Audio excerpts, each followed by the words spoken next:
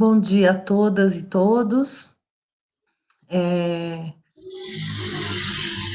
Desejamos que tenhamos um excelente dia e uma ATPC que contribua com todos nós. Hoje, a ATPC será conduzida por mim, supervisora Luciane, e a supervisora Neiliane. Neiliane, Bom dia, pessoal. Prazer estar aqui mais uma vez com vocês e pela primeira vez com os anos iniciais. Vamos lá. vamos lá. Estamos à disposição. Hoje, nós vamos falar sobre avaliação com o tema o olhar avaliativo, seu contexto educacional e ferramenta de aprendizagem. Quando pensamos nessa TPC, pensamos em falar sobre avaliação como uma ferramenta de aprendizagem, do ensino-aprendizagem.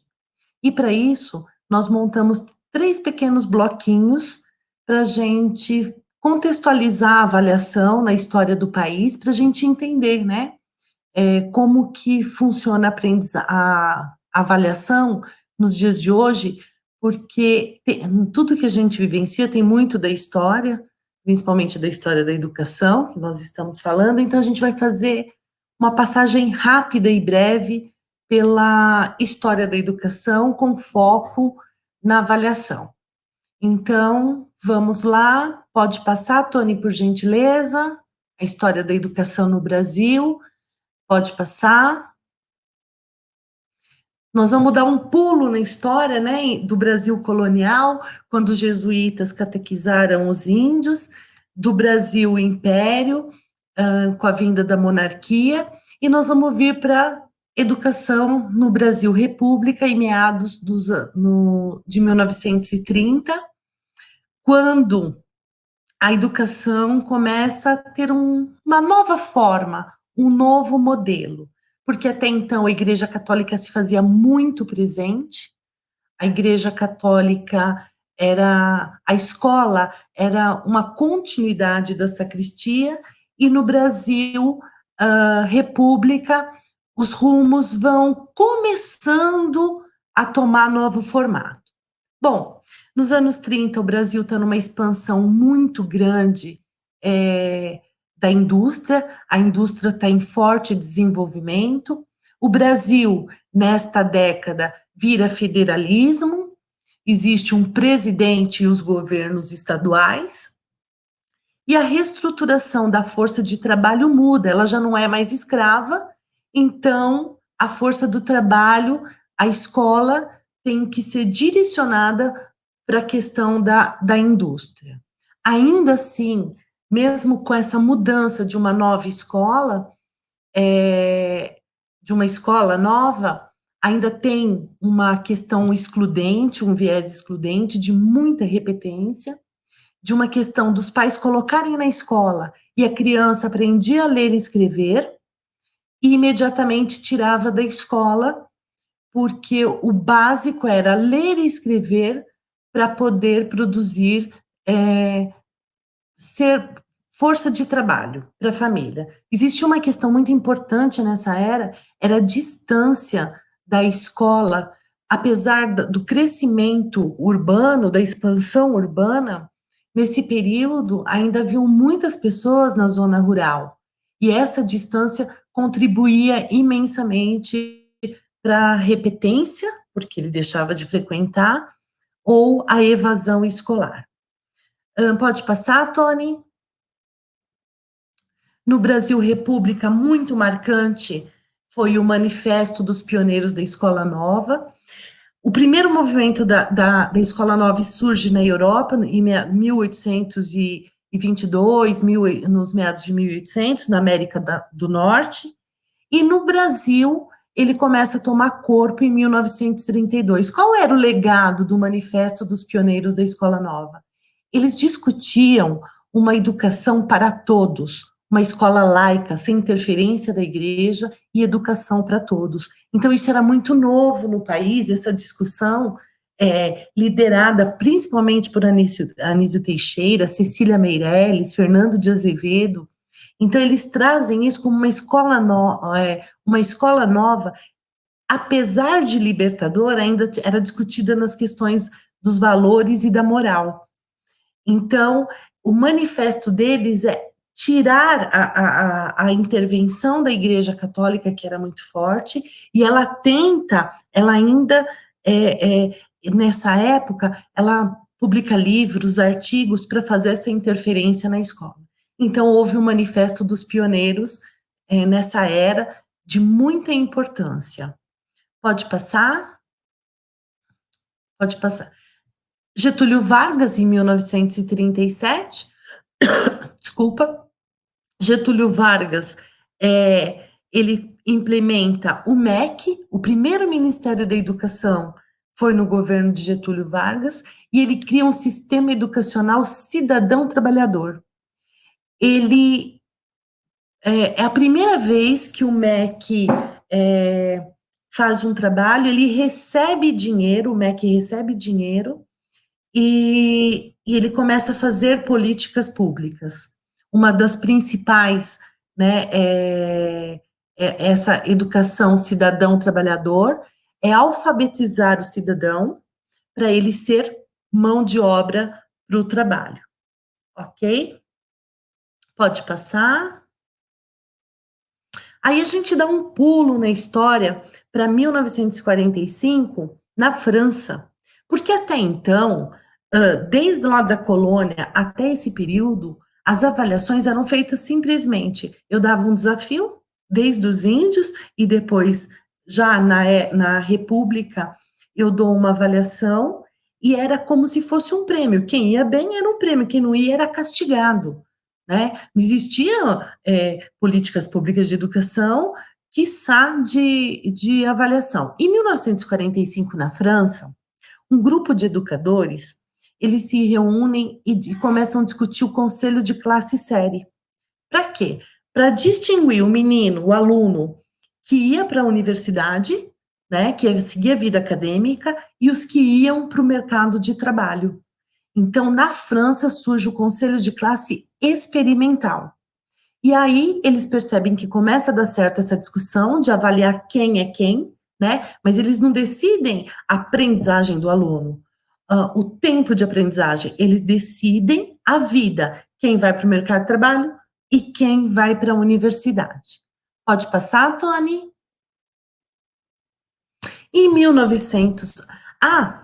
antes disso, mas pode deixar aí, Tony. Em 1959, um grupo de educadores cariocas vão até a França, 45 para 59. A primeira vez que pensa assim, conselho de classe, de pensar o aluno, né? Eu não estou falando de aprendizagem de aluno, estou falando de pensar o aluno, é em 1959, quando um grupo de educadores vai até a França, subsidiado pelo governo, para estudar o conselho de classe série, aprender com os franceses. Então, eles retornam, gostam dessa ideia e trazem para o Brasil. E ainda nessa linha excludente. O conselho servia para decidir quem eram os alunos que iam para a vida acadêmica e quem eram os alunos que iam para a força do trabalho.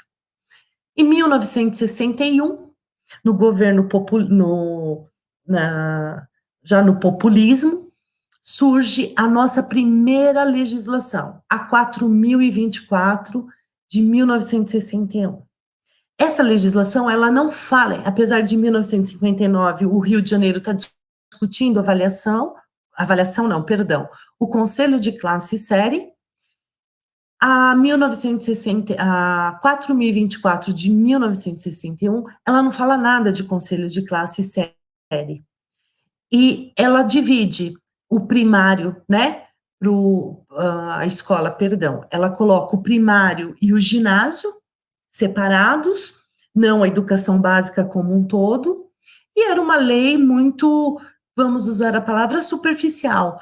Ela não previa o desenvolvimento, a industrialização que o país vinha ocorrendo, e não tinha muitos educadores por trás dessa legislação. E ela não prevê muitas coisas da avaliação, tá? Essa foi a nossa primeira lei. Pode passar, Tony? aí a gente vai para 1964, no regime militar.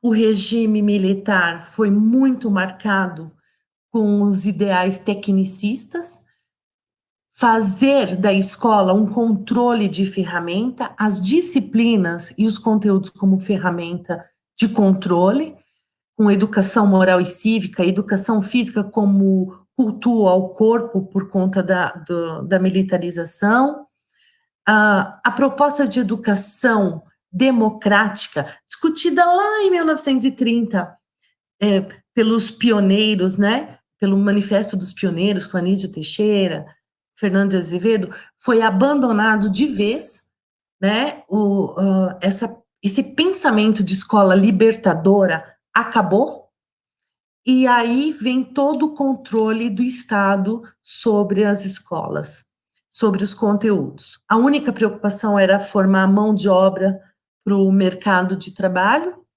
Pouquíssimas pessoas tinham acesso à universidade, não era disseminado como hoje, era elitizado, né? Então, o filho do pobre trabalha, o filho do rico vai para a universidade.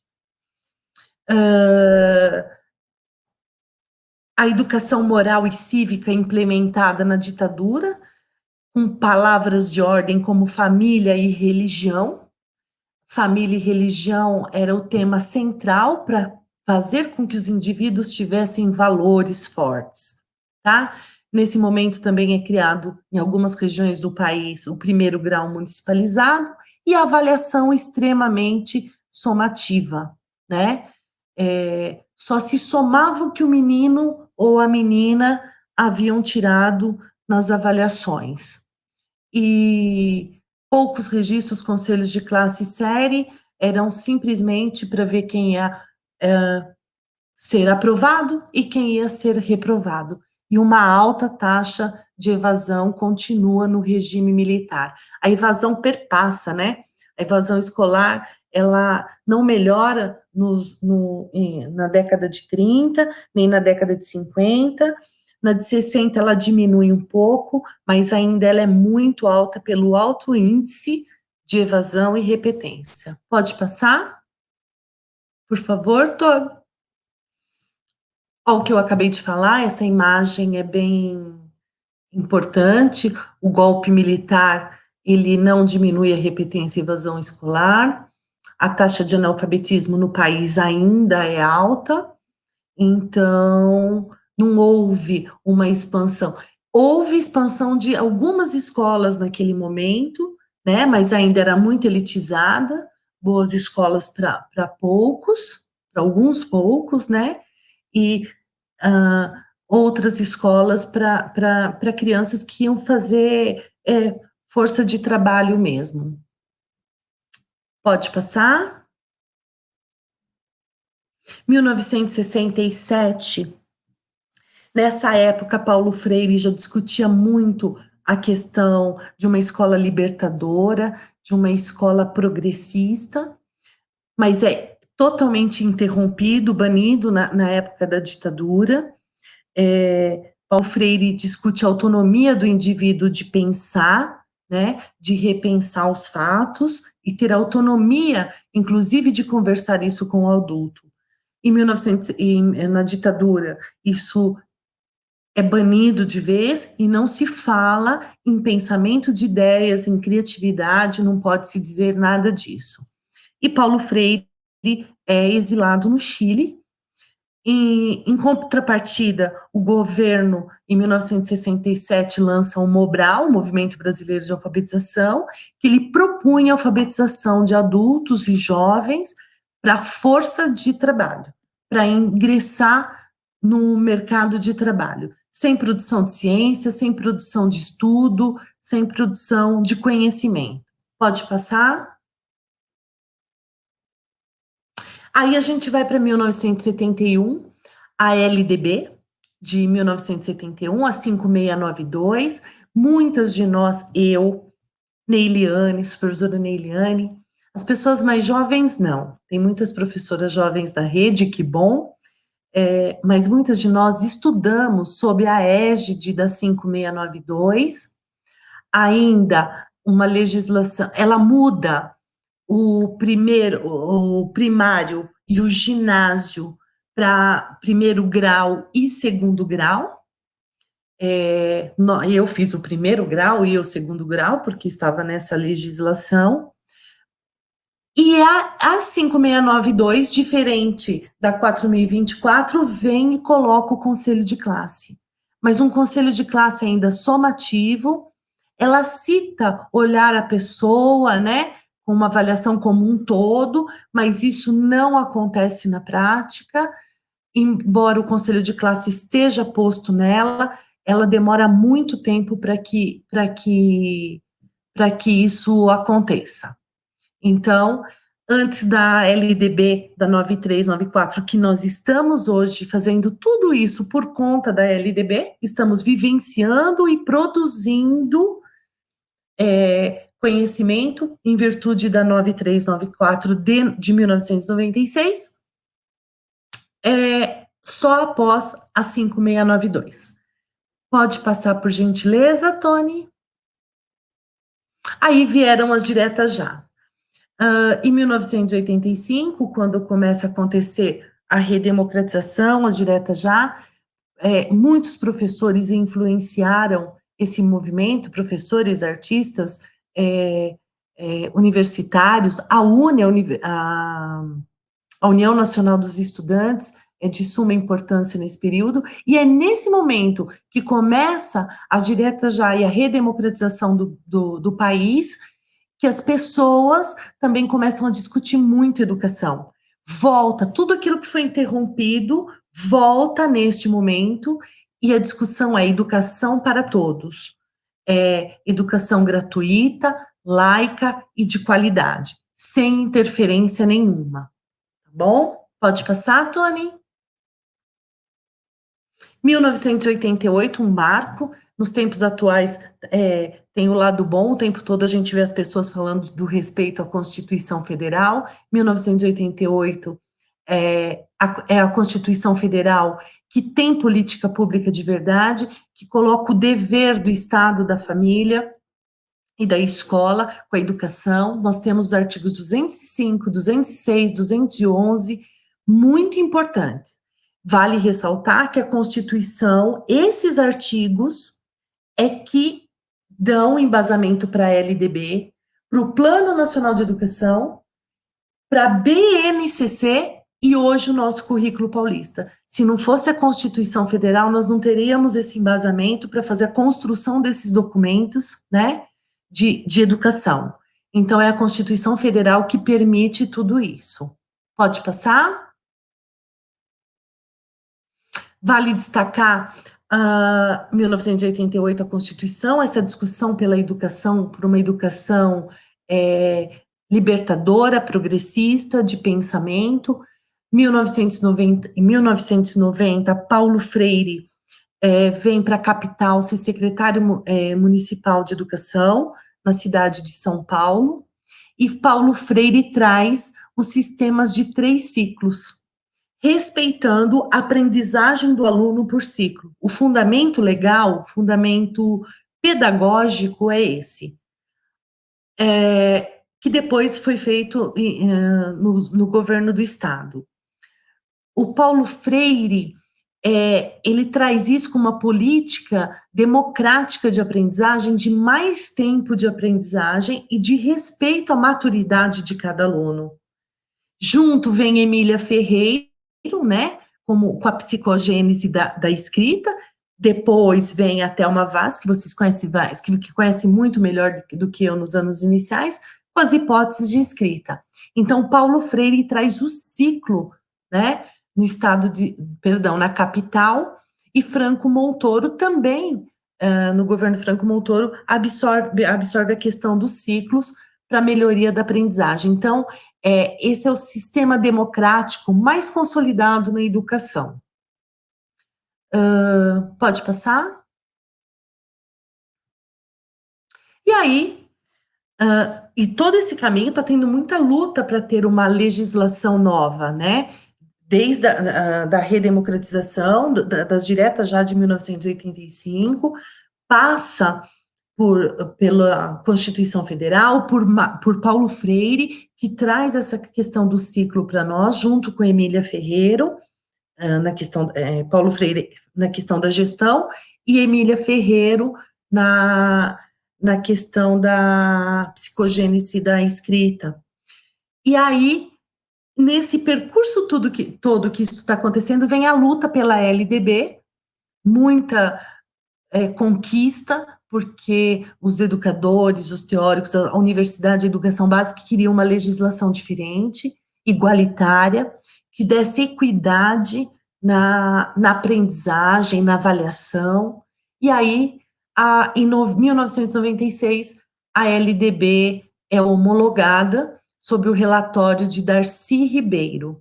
Tá? Por isso que ela é conhecida como a Lei de Darcy Ribeiro. Ele foi um dos teóricos.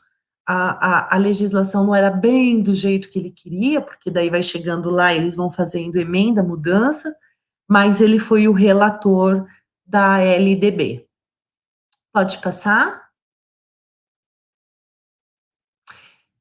O que é a LDB? Por que a gente falou dessa história toda? Para vocês, vocês já sabem disso, vocês estudaram isso na faculdade, no magistério, mas a gente quis trazer de volta para vocês esse contexto histórico, né, que a gente vivenciou. Então, às vezes, a gente discute muito avaliação, a gente precisa discutir muito avaliação, porque é um processo que só apareceu numa legislação em 1971, e ainda assim ela não foi consolidada. O primeiro conselho de classe séria apareceu em 1959 no Rio de Janeiro, e também não foi consolidado.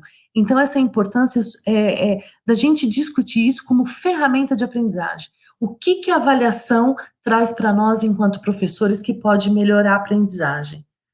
Vale ressaltar que com a LDB vieram as avaliações externas, né? No governo do Fernando Henrique, nos colocaram no PISA, e aí, a partir desse momento, as avaliações externas, como política pública. Hoje a gente vive o SARESP, AP, Prova Brasil, em nível federal, então vocês sabem, como eu, que a avaliação externa está posta. A LDB traz para a gente, no âmbito escolar, que é o que mais importa, ela traz que a avaliação agora, ela não é mais sumativa, ela é contínua, ela é cumulativa do desempenho do aluno, sempre com prevalência dos aspectos qualitativos sobre os quantitativos. Então, tudo que era medido era mensurado com quantidade, sai isso e vem a qualidade. Por isso, os ciclos, né?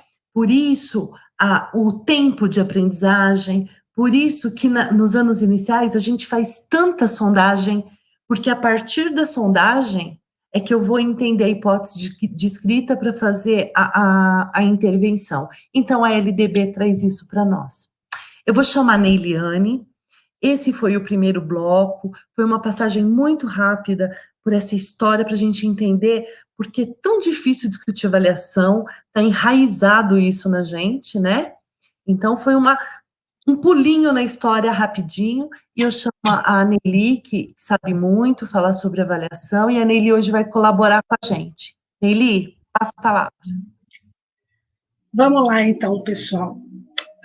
Obrigada, Lu, por essa excelente explanação aí a respeito das LDBs e como o processo avaliativo vai sendo cada vez mais alvo de discussão e análise, né, por parte da legislação sobre educação. Tony, vamos lá para o nosso próximo slide. O que significa, então, dizer que os aspectos qualitativos se sobrepõem aos aspectos quantitativos em termos de avaliação? Significa dizer que a avaliação ela vai se preocupar com a educação no seu sentido mais integral para o ser humano. E aí a gente não está falando sobre educação de tempo integral ou de ensino integral, a gente está falando de educação integral no sentido de ser uma educação que abraça todos os aspectos da vida humana, todas as competências que um ser humano precisa desenvolver para dar continuidade à sua vida acadêmica, para dar continuidade às suas relações interpessoais e tudo mais. Então, vamos seguindo, Tony. Então, o que acontece? A aprendizagem, hoje, ela é vista como algo muito mais amplo do que o que a gente tinha tempos atrás, né? Só que essa visão mais ampliada de ela vai para a lei, como bem disse a Lu, ela passa a fazer parte da letra da lei, né?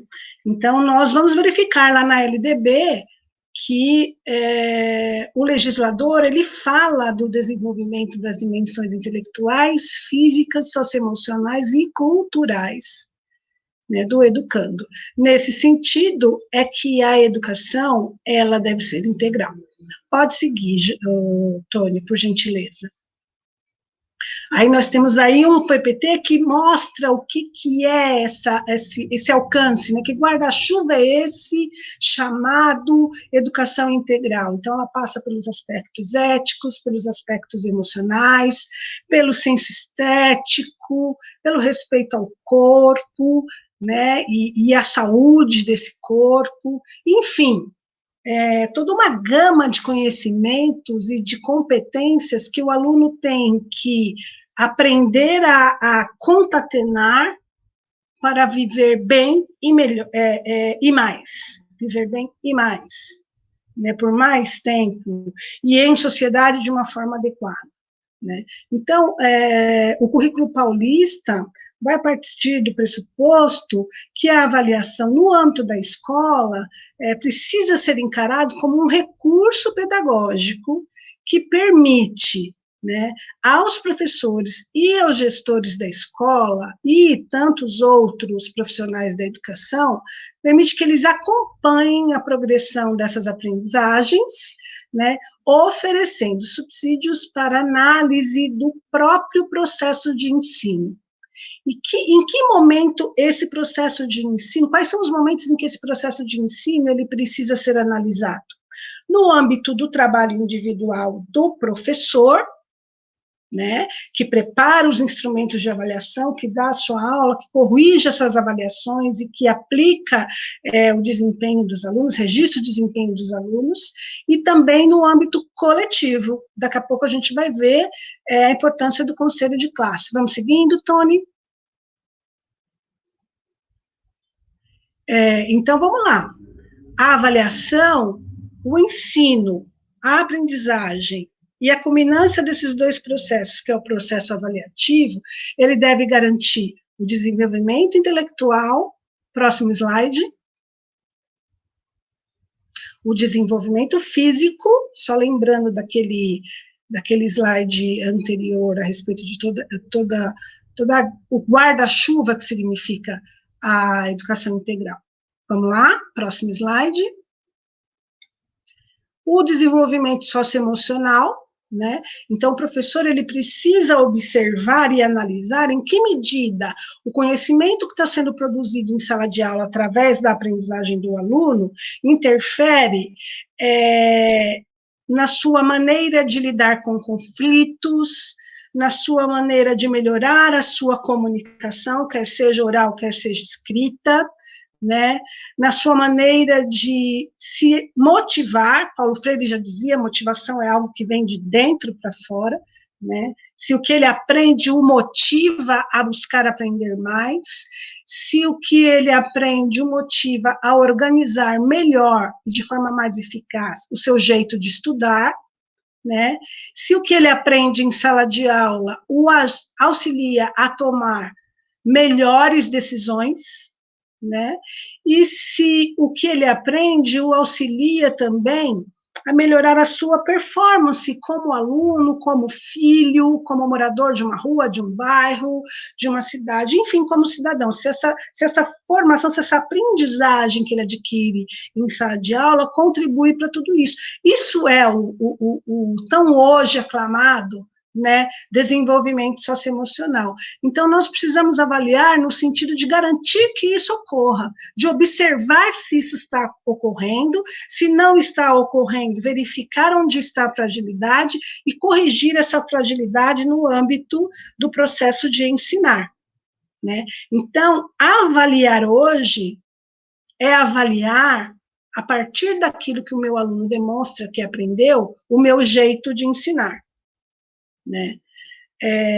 Essa perspectiva, então, de avaliação, ela auxilia na produção, né, de informações valiosas no que diz respeito à aprendizagem dos alunos e às suas necessidades de recuperação de aprendizagem e reforço ou de aprofundamento dessas aprendizagens, né, e auxilia, como eu já falei, na melhora da prática, das práticas de sala de aula, permitindo que o professor adeque, mude, mantenha os seus processos metodológicos, as suas estratégias e os seus instrumentos de avaliação. Pode seguir, né, Tony?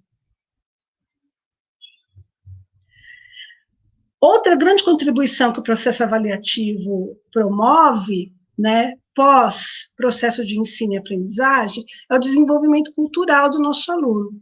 Né? O aluno perceber, por exemplo, que as culturas elas são diferentes entre si. Não existe uma melhor cultura e uma pior cultura, ou uma cultura mais desenvolvida e uma cultura menos desenvolvida, mas existem culturas.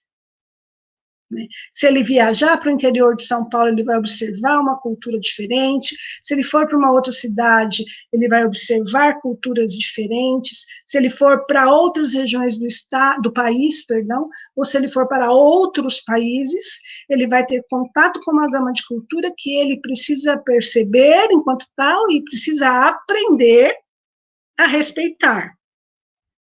Né? Isso, então, é o que a gente chama de desenvolvimento cultural. Vamos lá, Tony.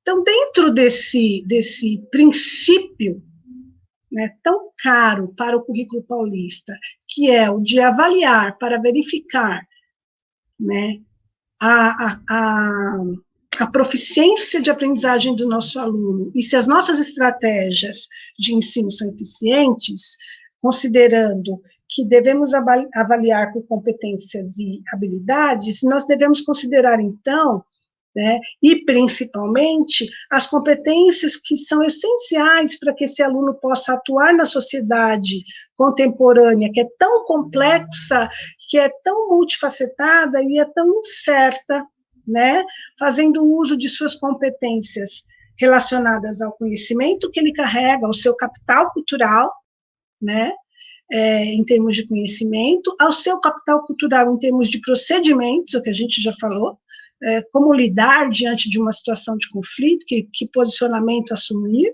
né, em termos de atitudes e em termos de valores.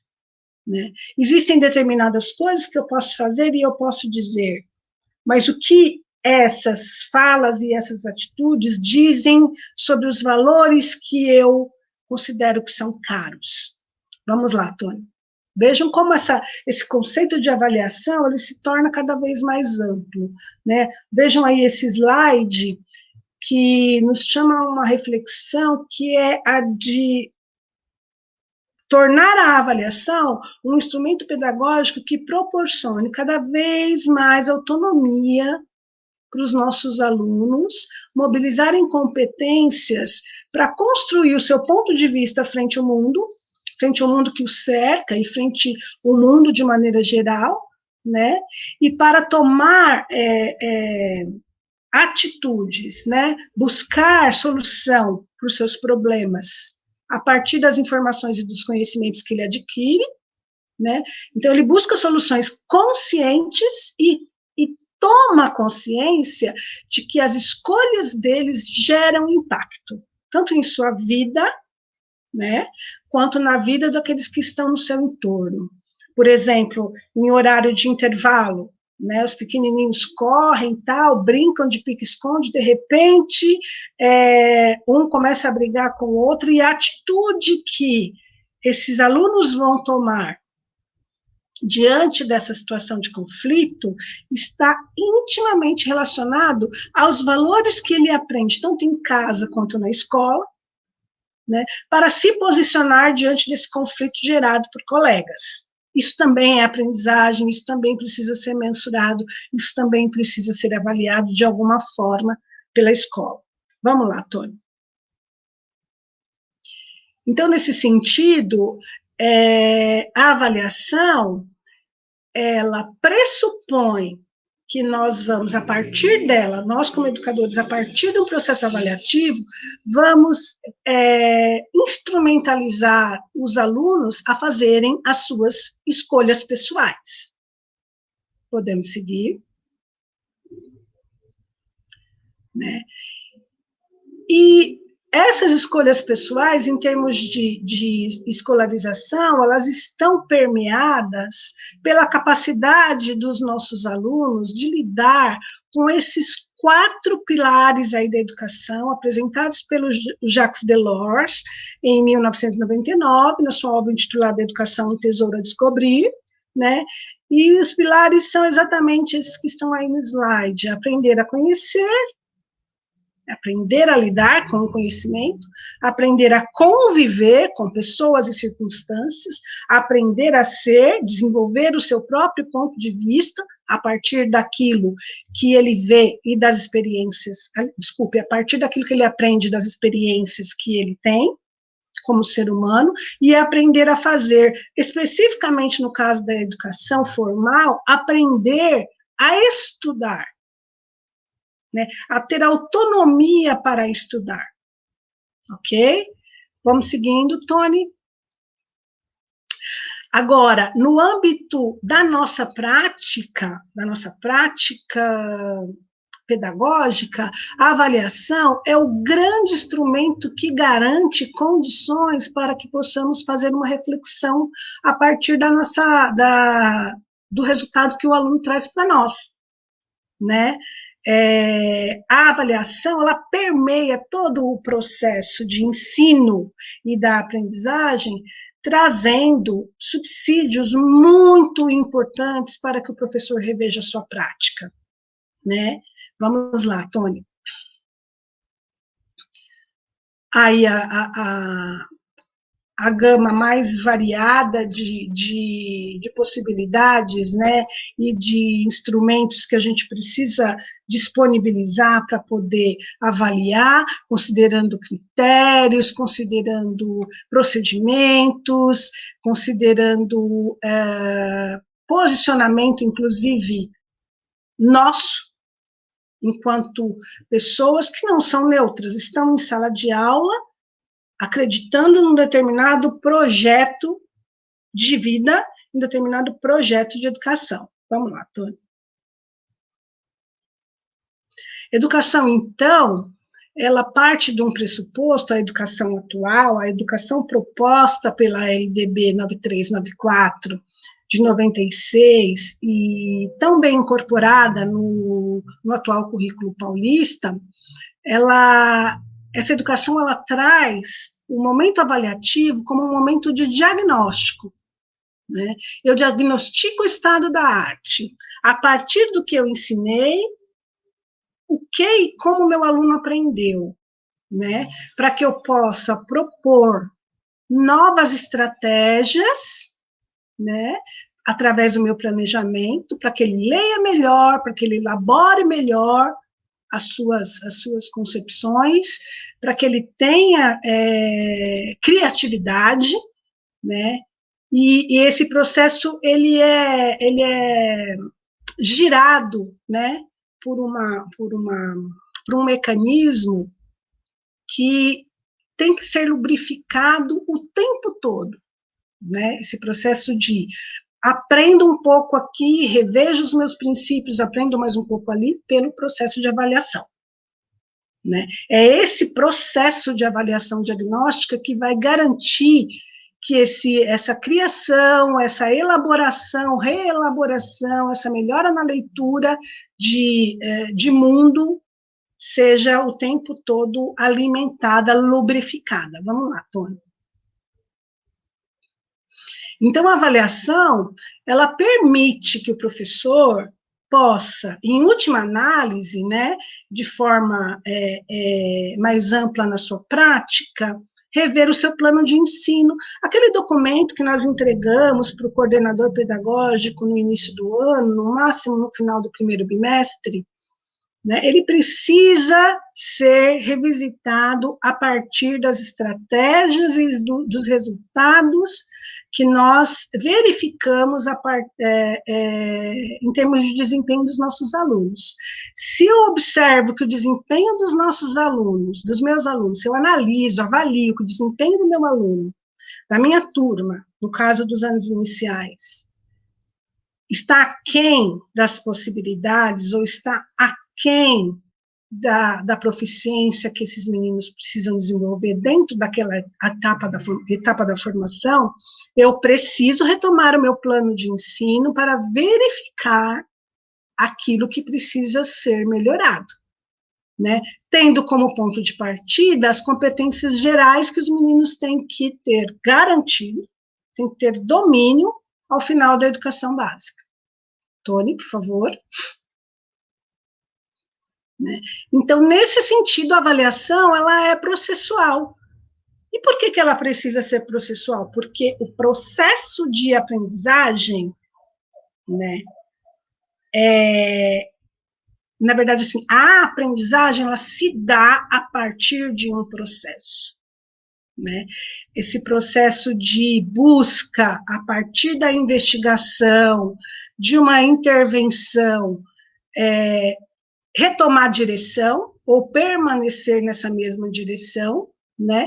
Tendo como ponto de chegada uma situação que é a da aprendizagem adequada. Então, eu traço um percurso de aprendizagem, né, que seja o mais adequado possível, corrigindo rumos, parando arestas, para que meu aluno chegue ao final desse percurso com a aprendizagem garantida, ok? Tony, por favor. Perdão. Nesse sentido, então, avaliar permite que o professor ele retome a sua prática docente, reflita individualmente sobre a sua prática docente. Vamos lá. Pode passar o slide, pode passar esse também, né? Não, volta, por favor, um slidezinho, né?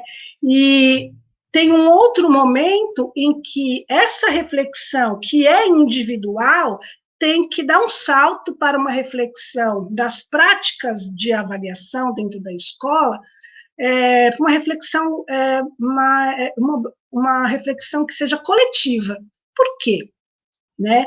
Porque a avaliação, os instrumentos avaliativos, além deles serem fundamentais para a gestão de sala de aula, para motivar o meu aluno a aprender mais, se eu avalio bem, eu sei o que ele não sabe. Se eu sei o que ele não sabe, eu vou dar uma aula para que ele aprenda. Mas o processo avaliativo, ele também vai definir estratégias de gestão escolar e numa ampla escala, como a Lu falou, né, a respeito das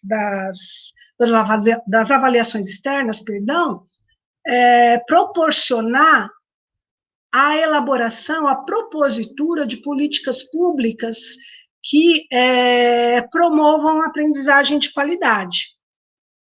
Né? É a partir da identificação dos gargalos da aprendizagem que o Estado propõe as suas políticas públicas para a educação, para a melhoria da educação.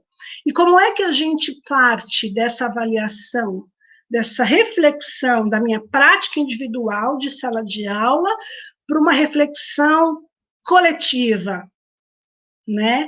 De metodologias, de estratégias, de critérios para avaliar, a partir de um momento que é fundamental dentro da escola, né, que é o conselho de classe série. E aí eu gostaria de chamar a Lu para participar um pouquinho dessa conversa. Vamos lá, Tony. Então, o conselho de classe série pode passar. O conselho de classe série é um ritual burocrático, cumprimento de calendário escolar, ou ele precisa ser um espaço de avaliação coletiva? O que você acha, Lu? Pode seguir, Tony. Eu vou iniciar dizendo que dá uma bela TPC. se as coordenadoras, né, quiserem, isso é uma proposição nossa, dá para fazer uma sequência didática de conselhos de classe, avaliação como formação. Exatamente. Qual é o papel dele? É um ritual burocrático, porque a gente viu na história da educação que é, né? E hoje, como a gente está transformando isso? Então, essa é uma discussão bacana. E para que a gente possa discutir isso, né, Lu, nós precisamos contar com uma mudança mesmo de visão de conselho, de para que serve o conselho. Né? Se os conselhos, da forma como eles existem hoje, se eles são, se eles garantem, de fato, uma reflexão coletiva a respeito de como a escola está avaliando, a escola enquanto instituição, né, composta por uma gama aí de profissionais que avalia o tempo todo. Então, o conselho de escola, ele precisa ser percebido como um espaço que é voltado para a articulação das ideias, né, das concepções de todos os sujeitos envolvidos no processo avaliativo. E que sujeitos são esses? Apenas os docentes e os gestores escolares? Não. O aluno é avaliado. O responsável pelo aluno, ele é responsável pela educação, está lá, está colocado na LDB, faz parte da atuação da família diante da educação das nossas crianças jovens e jovens adultos, a responsabilização frente à escolaridade deles. Então, a família precisa, né, de alguma forma, atuar nesse conselho de classe, estar presente nesse conselho de classe, passar, transmitir, informar para os professores e para os gestores de escola como é que se dá a continuidade dos estudos lá na casa deles. Né? Então, esse é o melhor momento. É o espaço ideal para esse tipo de reflexão. Né? Tony, por favor.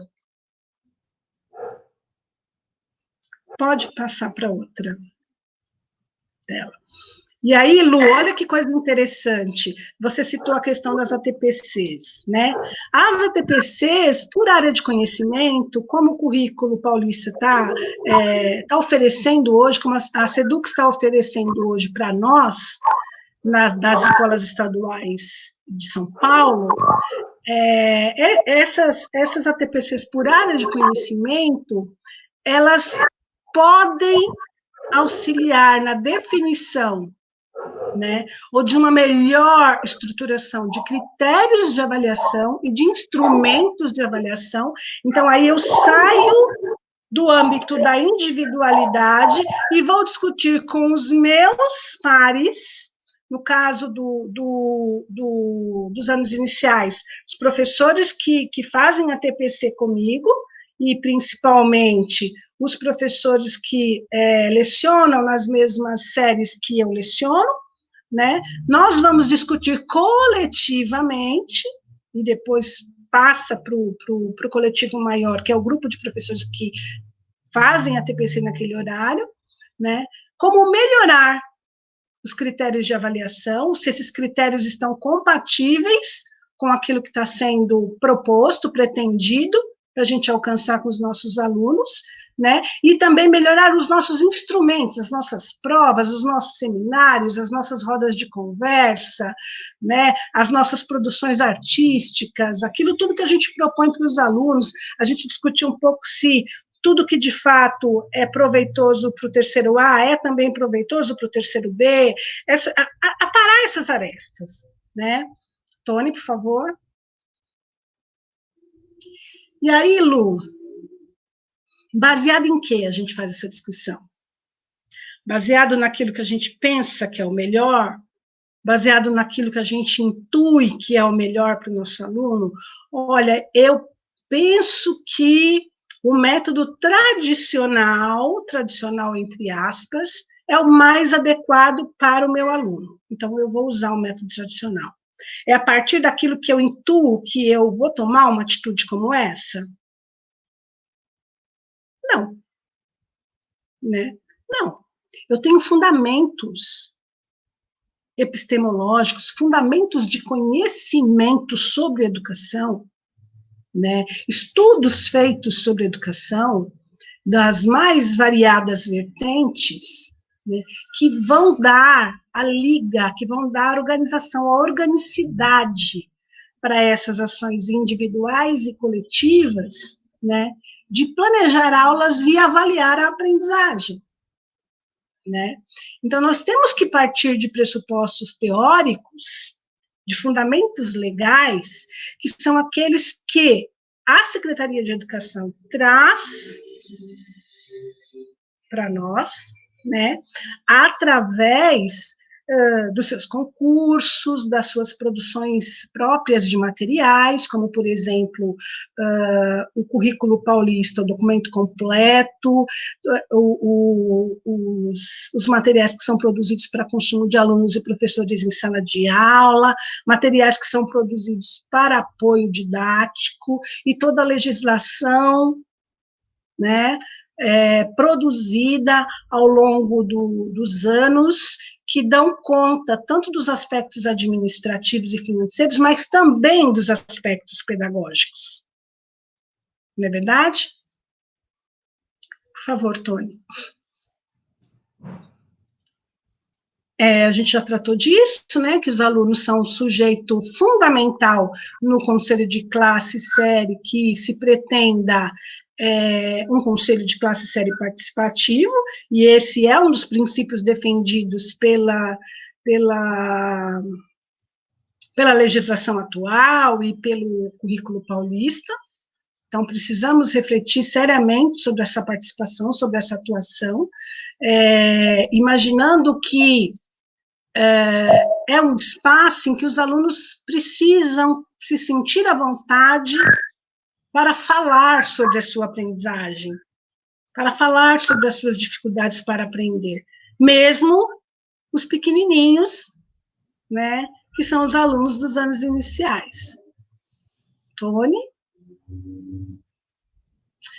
Bom, da minha parte fica essa contribuição aí, né, final, dizendo que a avaliação pedagógica, então, é o cerne do conselho de classe série, e ela precisa estar focada na melhoria do processo de ensino. Preciso observar, né, o desempenho da minha turma, o desempenho da minha classe, a partir da minha postura como professora, das minhas estratégias de ensino. Lu, obrigada por essa oportunidade de falar um pouquinho para os professores de anos iniciais. Quero dizer que é um público com o qual eu aprendo muito.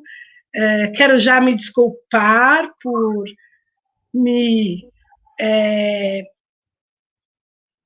audácia mesmo, né, de me reportar a vocês e agradecer de fato a oportunidade. Muito obrigada. Neili, a gente que agradece. A Neili é muito especialista nos anos finais, mas a avaliação abrange tudo. Aí nós fizemos o convite para ela vir contribuir com a gente. Obrigada, Neili, pela parceria. Bem, eu espero que a gente tenha contribuído. A maioria de vocês, todos vocês, conhece essa história, conhece um pouco de avaliação, de conselho de classe, mas a gente quis relembrar, trazer à tona, porque muitas coisas do que a gente vivencia, a história trouxe para nós, né? E às vezes é difícil desconstruir algumas coisas e trazer novas propostas para a vida da gente, quiçá para a educação. Então, fica aí o desafio, continuar uma TPC na escola, respeitando a autonomia da escola, a particularidade da escola. Vocês vão entrar em conselho de classe logo, né, nessa semana. Teve escola que já fez, tem escola que ainda vai fazer nesta semana. Então, e depois trazer o desafio, que conselho de classe é esse, com aquela pergunta. Até o final da semana, na plataforma de conteúdos, nós vamos pedir para subir todos esses slides e a pergunta, se vocês quiserem dar prosseguimento. Tenham um excelente dia, Novamente eu agradeço, vocês sabem que os anos iniciais é muito especial para mim, então foi um prazer, Neili, de novo, obrigada, tenha um excelente dia, e qualquer dúvida pode mandar e-mail. Obrigada.